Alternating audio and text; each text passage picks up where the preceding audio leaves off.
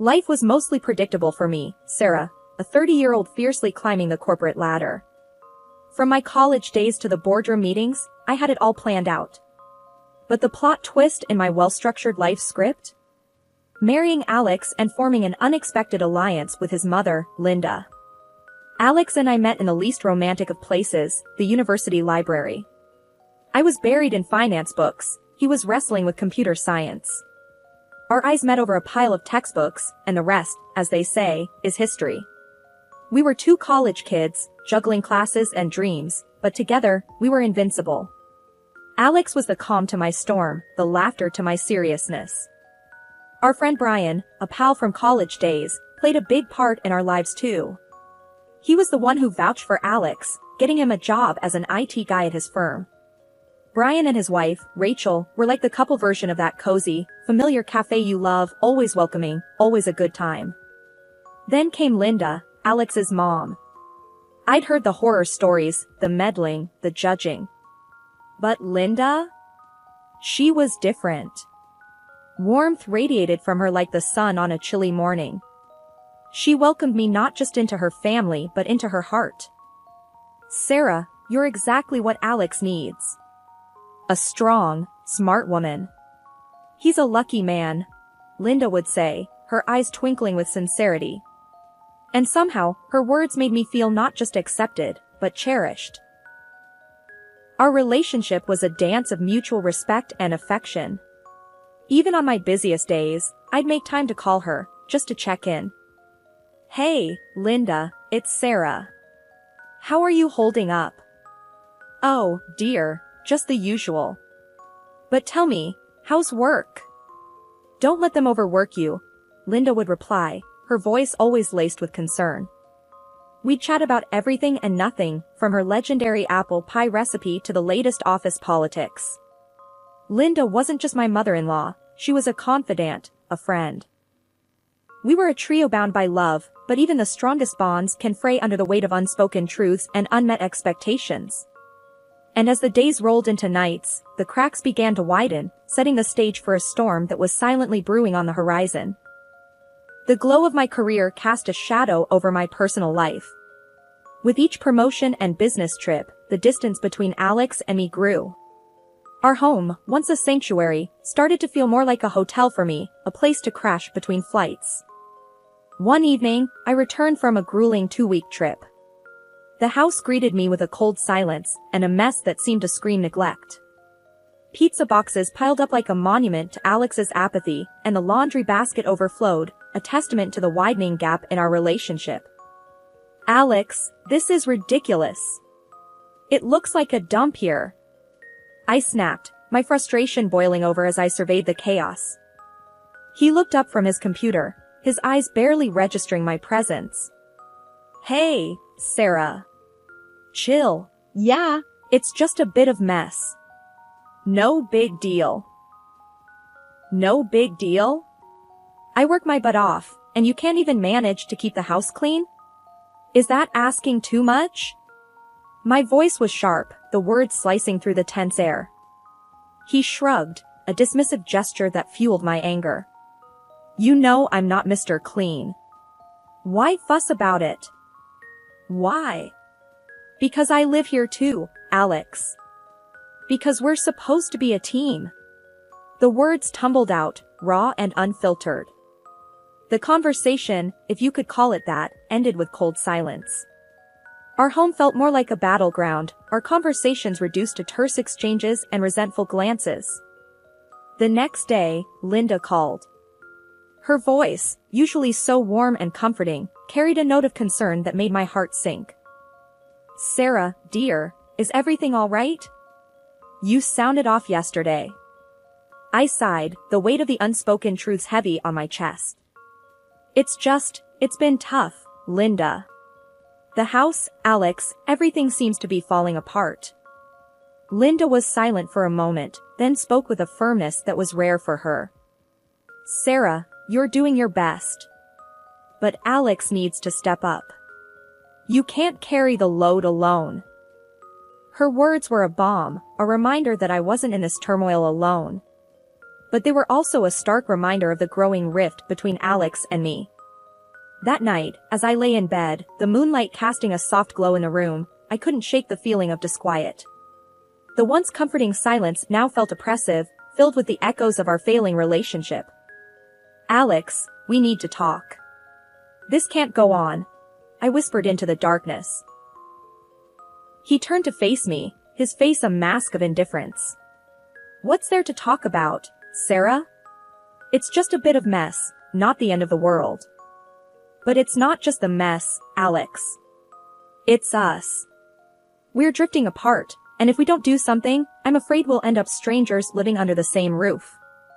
He didn't respond, the silence between us growing louder than any words could. In that moment, I realized that the cracks weren't just beginning to show, they were widening, threatening to split the very foundation of our marriage. The days leading up to Thanksgiving were supposed to be filled with the warmth of family and the joy of togetherness. However, life had other plans. Linda was hospitalized due to an exacerbation of her chronic illness. The hospital's sterile, impersonal halls were a stark contrast to the festive atmosphere we had hoped for.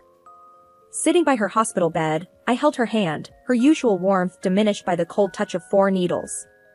"Linda, you won't spend Thanksgiving here. I'll pick you up and we'll celebrate at home, just like we always do," I assured her, squeezing her hand gently.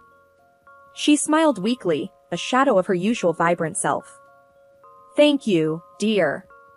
But what about your work? You're always so busy," she murmured, concern for me outweighing her own discomfort. "Don't worry about that, Linda. You're more important," I replied, though the weight of my responsibilities loomed large in my mind. However, just as I was ready to put work aside for family, my boss dropped a bombshell. He called me into his office, his expression grim. "Sarah, we need you on an urgent business trip. It's critical, and I wouldn't ask if it weren't absolutely necessary." I felt torn, caught between my commitment to my family and my duties at work. "But sir, it's Thanksgiving, and my mother-in-law is in the hospital. I promised her I'd be there," I explained, hoping for some understanding. He sighed, his gaze fixed on some unseen dill. "Sarah. I understand your predicament, Sarah, but this is a matter of great importance. We're counting on you." The weight of my professional life was a burden I was accustomed to carrying, but it had never before felt so heavy. With a heavy heart, I turned to the one person I thought I could rely on. "Alex, I have to go on this trip. It's urgent. Can you please make sure your mom is taken care of? Pick her up from the hospital on Thanksgiving Day.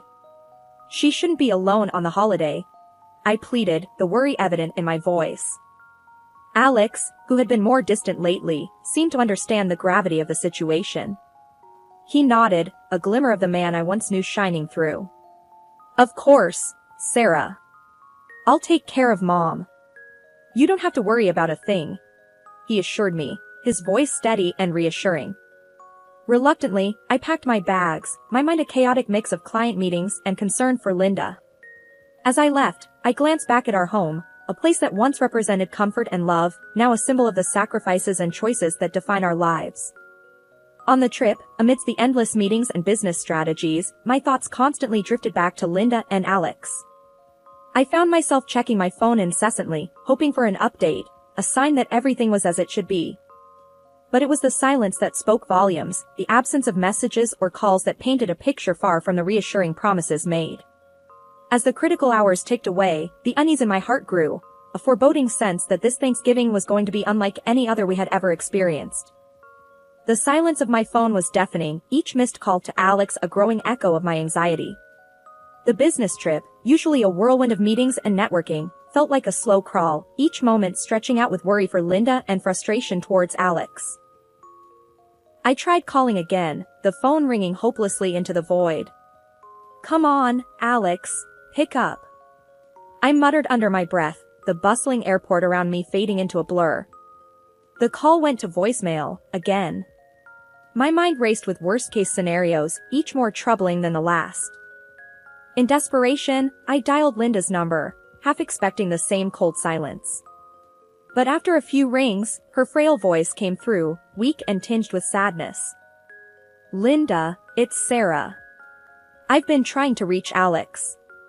How are you? Is everything set for Thanksgiving? My words tumbled out, a mix of hope and dread. Oh, Sarah. Linda's voice broke, a soft sob cutting through. I'm still at the hospital. Alex, he didn't come. My heart sank, a heavy weight of betrayal and worry settling in. What? But he promised. He said he'd be there for you. The words felt hollow, a stark contrast to the chaos of emotions inside me. I know, dear. I waited, but Linda's voice trailed off, the hurt unmistakable. Anger and concern battled within me. How could Alex do this? How could he leave his own mother alone in the hospital, especially on Thanksgiving? I knew I had to act, and fast. Linda, I'm so sorry. I'm coming back right now. I'll sort this out, I promise. With a shaky hand, I dialed my boss, the urgency in my voice cutting through the formalities. Sir, I need to go back. It's an emergency. My family needs me. I'm sorry, but I can't stay. To my relief, he understood. Go, Sarah. Family is important. We'll manage here. The relief was short-lived, replaced by a sense of urgency. I rushed through the airport, each step fueled by a mix of worry for Linda and a growing anger towards Alex. As the plane took off, my mind raced with unanswered questions. Why didn't Alex pick up Linda? Where was he? And most importantly, what would I find when I got back? The flight felt like an eternity, each mile home a mix of dread and determination. I was going back, not just to salvage the remains of Thanksgiving, but to confront the unsettling truths that lay hidden behind Alex's unanswered calls. After the draining flight and the tense drive, the world seemed to slow down as Linda and I approached her house. I managed to pick her up from the hospital. The night was unusually quiet, the kind of quiet that feels heavy, loaded with unspoken truths waiting to burst forth. I glanced at Linda, her face etched with the pain of her son's betrayal. Her silent tears were a sharp reminder of the reality we were about to face. I reached for her hand, offering a silent promise of support, no matter what lay behind the closed door of her home. Pulling into the driveway, I hesitated for a moment before picking up my phone. It was time to confront Alex, to demand the truth that had been so carelessly twisted. I dialed his number, my heart pounding against my chest. After a few rings, Alex's voice came through, casual, unaware of the storm that was about to hit. Hey, Sarah. What's up? Alex, where are you? And where's your mom? My voice was steady, each word a carefully laid trap. There was a brief pause, and then, oh, Mom's right here. We're at her place, getting things ready for Thanksgiving, just like we planned. The lie was so blatant, so hurtful, that for a moment, I couldn't breathe. Linda, sitting beside me, let out a soft whimper, her heartbreak audible in the cramped space of the car. I ended the call and turned to Linda, her face a portrait of a mother's heart shattered by her own son's lies. We're going to get to the bottom of this, I assured her, though my voice trembled with my own swirling emotions. Linda nodded, a silent warrior bracing for the battle ahead. We got out of the car and walked up to the front door. The familiarity of the place, once a symbol of family gatherings and joyous celebrations, now felt tainted, corrupted by the web of lies spun within its walls. Linda, with a hand that trembled ever so slightly, unlocked the door. We stepped inside, the dimly lit hallway leading us towards the faint sounds of conversation and laughter, a stark contrast to the somber mood that clung to us like a second skin. As we moved quietly towards the living room, the reality of the situation hit me like a physical blow. There, in a scene that seemed surreal in its normalcy, was Alex, sitting cozily next to Rachel, Brian's wife. The laughter, the intimacy of their posture, spoke volumes of the betrayal that had been hiding in plain sight. For a moment, time stood still. The air was thick with tension, the silence a stark prelude to the storm of emotions about to be unleashed. Linda's presence beside me was both a source of strength and a poignant reminder of the pain inflicted not just on a wife, but on a mother. The silence in the room was deafening, the air thick with the tension of a moment that none of us could have imagined. Alex and Rachel, caught in the act, looked like deer in headlights, their guilt written all over their faces. "What the hell is this, Alex?" My voice was a mix of rage and disbelief, my words cutting through the silence like a knife. Alex stuttered, his usual laid-back demeanor shattered by the gravity of the situation. "Sarah, it's not what it looks like. I can explain." "Explain? Explain how you could do this to your own mother? To me?" I shot back, the fury in my voice making my hands tremble. Linda stood silently, her eyes fixed on her son, the pain and betrayal in her gaze more piercing than any words could ever be. Rachel, her face pale and tear-streaked, finally found her voice. "Sarah, please, don't tell Brian. This was a mistake. A terrible mistake." "Mistake? You call this a mistake?" I couldn't contain the bitterness in my voice. "You both made choices, selfish, hurtful choices.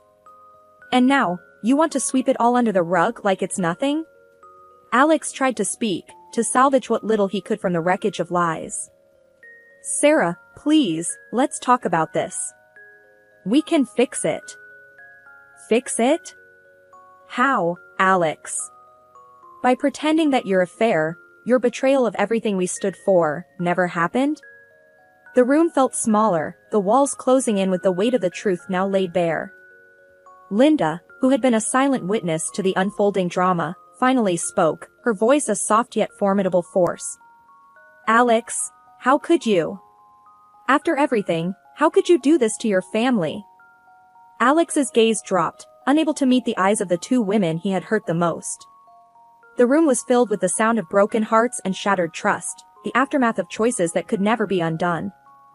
Rachel, her composure crumbling, pleaded through her tears. "It was a mistake. I never meant to hurt anyone." "Mistakes are forgetting to pick up milk, Rachel, not having an affair with your friend's husband," I snapped, the rawness of my emotions leaving no room for sympathy. The confrontation was a whirlwind of anger, hurt, and disbelief, a storm that left no one untouched. Each word spoken was like a piece of the life we had known, falling away to reveal the harsh reality beneath. In the wake of the turmoil, the world seemed to stand still, the rhythm of life disrupted by the discordant notes of betrayal and loss. Linda and I found ourselves adrift in a sea of uncertainty, clinging to the fragile raft of our shared pain. The living room, once a hub of laughter and warmth, now felt like an echo chamber of our shattered dreams. Linda and I sat, a silent understanding between us, the weight of recent revelations heavy in the air. "Sarah, I just can't fathom it, how Alex could do this. And Brian, poor Brian." Linda's voice trailed off, the edges of her words frayed with sorrow and disbelief. I nodded, my heart heavy. "I know, Linda. It's like we've been living in a parallel universe, and now we've been thrust back into a harsh reality." The silence that followed was laden with unspoken thoughts and fears. The future, once a canvas of shared dreams and plans, now loomed before us, daunting and undefined. "Sarah, what are you going to do now?" Linda's question, soft and tentative, broke the stillness. I sighed, the weight of decision heavy on my shoulders. "I've been thinking about that a lot. Divorce seems like the only path forward. I can't. I won't stay tethered to a lie." Linda reached out, her hand a warm presence in the chill of our disillusionment. "I support you, whatever you decide. You're strong, Sarah. Stronger than you know." Her words were a balm to my weary soul, a reminder that even in the darkest times, we are never truly alone. The days that followed were a blur of activity, a flurry of paperwork and decisions that seemed to strip the color from the world. The word divorce echoed in the empty spaces of our home, a stark reminder of all that had been lost. Alex's attempts at reconciliation fell on deaf ears.